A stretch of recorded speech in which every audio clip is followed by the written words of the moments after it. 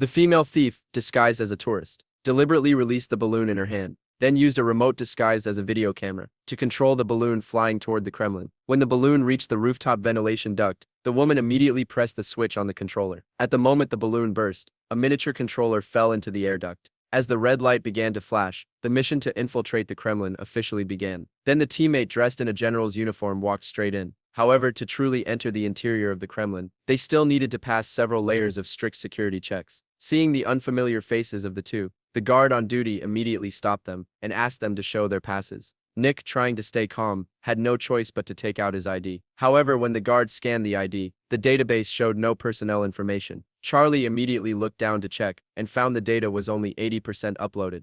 Я не могу вас найти.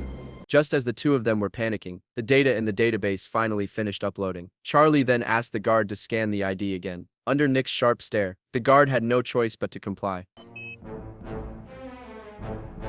Извините, пожалуйста, товарищ генерал-полковник. Не узнал.